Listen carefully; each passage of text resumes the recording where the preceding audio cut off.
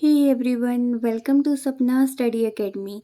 आज हम पढ़ेंगे एनसीईआरटी क्लास 10 ज्योग्राफी का चैप्टर नंबर 3 वाटर सोर्सेज। क्या आप लोगों को पता है कि अगर हम कभी आसमान से अपनी इस प्यारी सी धरती को दिखेंगे तो ये हमें ब्लू कलर में दिखेगी, क्योंकि अर्थ में 71% मीन्स 3/4 पार्ट जो होता है उसमें बस पानी ही पानी पाया जाता है। लेकिन ये पूरा का पूरा पानी ही पीने लायक नहीं होता है। इसमें जो ओनली 3% है उसे ही हम पीने के लिए यूज़ कर सकते हैं, और जो बाकी 97% है वो ओशंस में होता है। जो पीने लायक पानी है, जो फ्रेश वाटर है, वो हमें 2 फॉर्म्स में मिलता है। एक है ground water and second one is surface water. Ground water में कौन कौन से आते हैं, जैसे जो पानी ग्राउंड के अंदर से निकलता है, जैसे हैंडपंप हो गए, जितने भी नलके हैं या फिर कुएं वगैरह होते हैं, ये सब फ्रेश वाटर के अंडर आता है।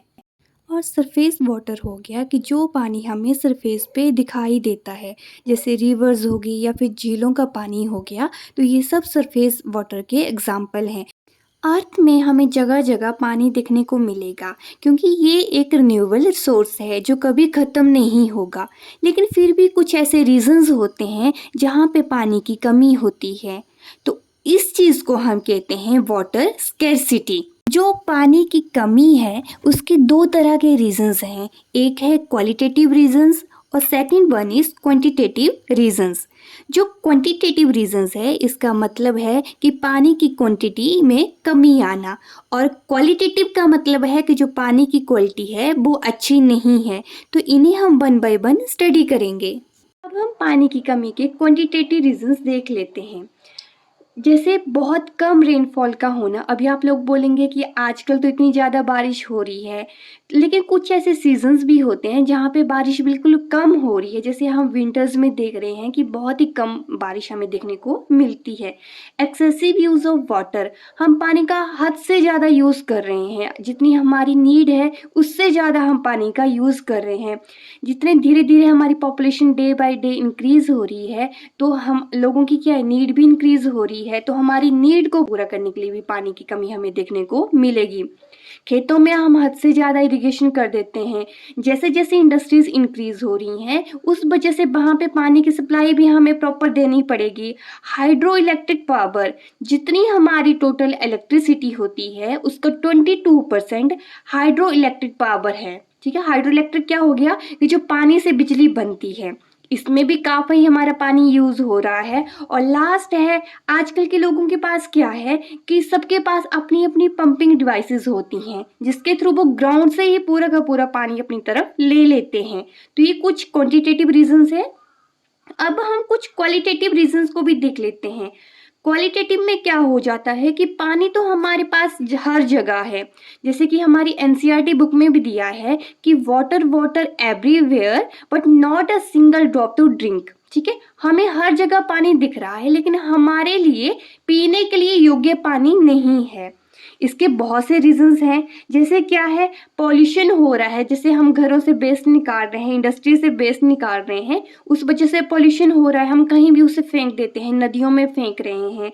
जितने भी केमिकल्स यूज़ हो रहे हैं, फर्टिलाइज़र यूज़ होते हैं एग्रीकल्चर में, उस वजह से भी हमारा जो पानी है वो पोल्यूटेड हो रहा है। अभी आप लोग जानते हैं कि जितना भी ये पोल्यूटेड पानी है हमारे लिए बहुत ही अनसेफ है। तो इस चीज़ को मद्देनजर रखते हुए गवर्नमेंट ने एक न्यू स्कीम लॉन्च की जिसका नाम है जल जीवन मिशन। ये लॉन्च हुआ था अगस्त 15 2019 को। इसका गोल था कि जितने भी रूरल एरिया होते हैं उसमें हर घर में क्लीन पाइप वाटर जाना चाहिए। इस वजह से जो क्वालिटी है लाइफ की रूरल एरिया में वो इम्प्रूव होगी। और इसमें बोला गया था कि जो 55 लीटर है वो डेली जाना चाहिए पर पर्सन। आपने देखा है बीच बीच में सबके घरों में टैप लगना स्टार्ट हुए थे, तो वो इसी स्कीम के अंडर हुआ था। हमें नीड क्यों है वाटर कंजर्व करने की? हमारी अच्छी हेल्थ के लिए, फूड सिक्योरिटी के लिए। अगर हमारा पानी अच्छा होगा तभी तो हमारा फूड भी अच्छा होगा। जितना भी जो एनवायरनमेंट हमारा धीरे धीरे डिग्रेड हो रहा है उसकी क्वालिटी में सुधार लाने के लिए। तो वाटर को कंजर्व करने के लिए एंशियंट टाइम से ये अलग अलग से स्ट्रक्चर्स बनाए जाते थे जिन्हें बोलते थे सोफिस्टिकेटेड हाइड्रोलिक स्ट्रक्चर्स। अभी ये क्या है? ऐसे स्ट्रक्चर्स जिसमें पानी को इकट्ठा करके रखा जाता है, जैसे डैम्स हो गए, कैनल्स होगी, तो इरिगेशन के लिए इन सब का यूज होता था। हम एंशियंट इंडिया में देखें और उस टाइम किस तरह से हाइड्रोलिक स्ट्रक्चर्स बनाए जाते थे, तो in first century BC Srinagar Vedpura जो इलाहाबाद में, जैसे अभी हम प्रयागराज के नाम से जानते हैं, वहाँ भी इस तरह के स्ट्रक्चर बनाए जाते थे जिसमें जो गंगा रिवर है, जो हमारी गंगा नदी है, उसका पानी हम एग्रीकल्चर में यूज करने लगे।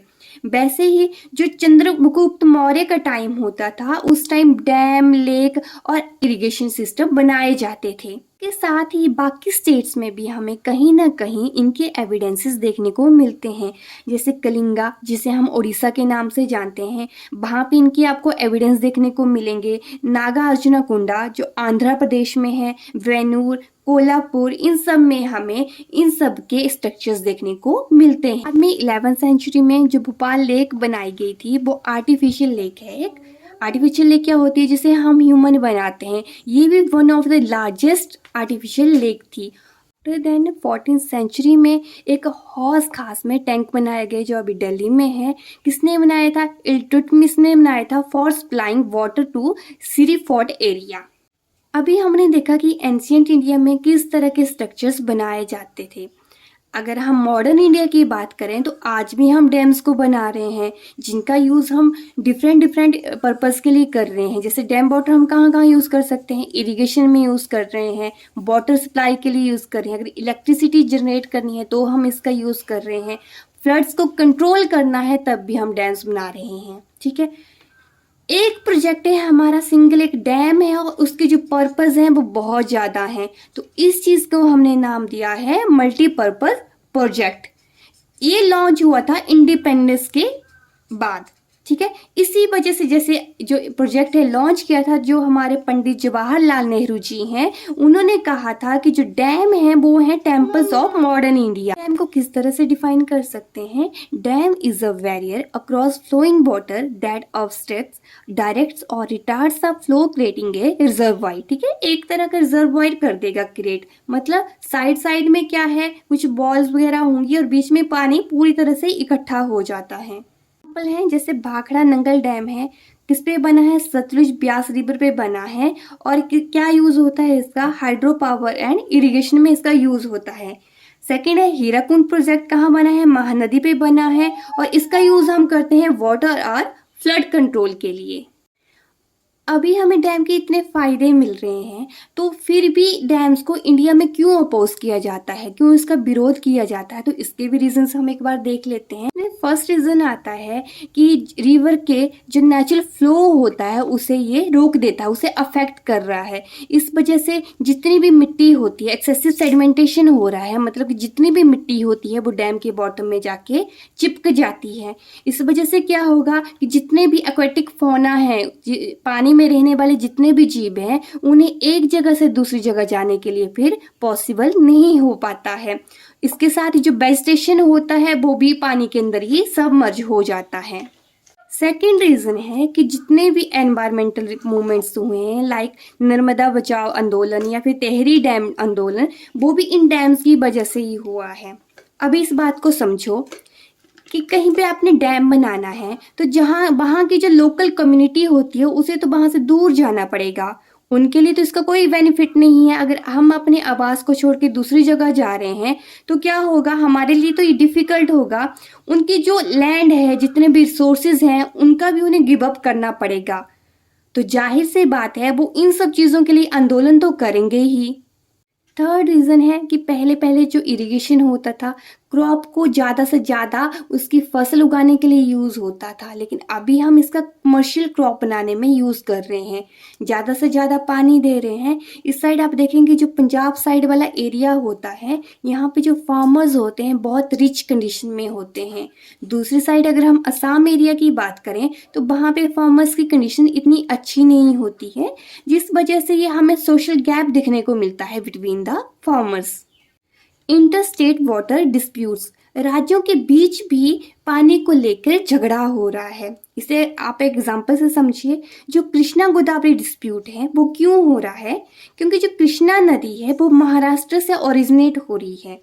कहाँ कहाँ से जाती है? फिर आंध्र प्रदेश से और कर्नाटका से होके जाती है।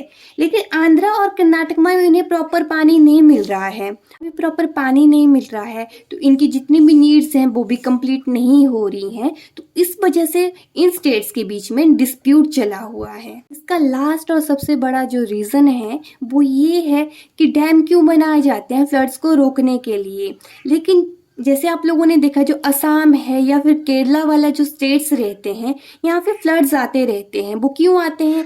जैसे बहुत ज़्यादा बारिश होगी तो जो डैम है उन्हें हम क्या कर देते हैं? खोल देते हैं। उस वजह से वो पूरा का पूरा पानी पूरी सिटी में फैल जाता है, तो वहाँ पे फ्लड स्टार्ट हो जाते हैं। डैम के जितने ज़्यादा यूजेस हैं उससे कहीं ज़्यादा हमें यहाँ के नुकसान दिखने को मिलते हैं। तो अब क्यों जनता इसका समर्थन करेगी? तो इसलिए जो डैम है इनका अपोज किया जा रहा है। इतना ज़्यादा लॉस देखने के बाद तो हमें कुछ और अल्टरनेटिव देखना पड़ेगा। तो इसका एक और अल्टरनेटिव है, वो है रेन वाटर हार्वेस्टिंग। क्यों ना जो रेन वाटर हो रही है उसे ही हमारे पास इकट्ठा करके रखें। इससे तो हमें किसी भी तरह का कोई भी लॉस नहीं होगा। रेन वाटर हार्वेस्टिंग के अलग अलग से मेथड्स हैं। जैसे इसमें से एक है रूफ टॉप हार्वेस्टिंग, जो राजस्थान में की जाती है। वहाँ पे क्या होता है, जो घर की छतें हैं वहाँ पे पानी कलेक्ट किया जाता है। वहाँ से पाइप ली जाती है और किसी जो ड्रिंकिंग वाटर है उसके लिए हम यूज़ करते हैं। In a very same way Bengal के लोग क्या करते हैं, जैसे कोई नदी है वहाँ पे थोड़ी सी जगह बना के अपने खेतों के लिए उसका चैनल बना लेते हैं। जैसे ही नदी पूरी भर जाएगी, जैसे कोई फ्लड्स आते हैं, नदी पूरी भर जाएगी तो ओवरफ्लो होने की वजह से उनके खेतों में भी पानी चला जाता है, तो वो वहाँ पे इरिगेशन हो जाता है।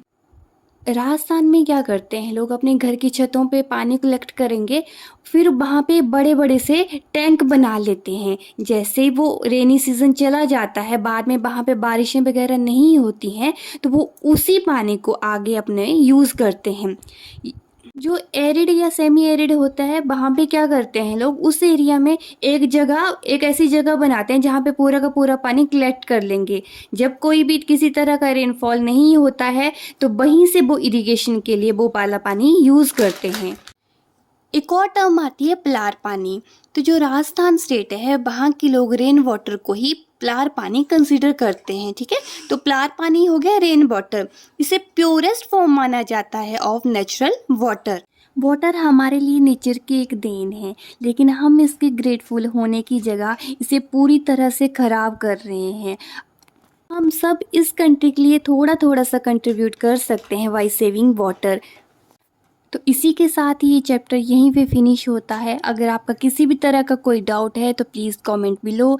अब हम मिलेंगे नेक्स्ट वीडियो में नेक्स्ट चैप्टर के साथ। तब तक के लिए थैंक यू। किसी भी वे में मेरी ये वीडियो आपके लिए हेल्पफुल हैं तो please do like share and subscribe to my YouTube channel. Thank you.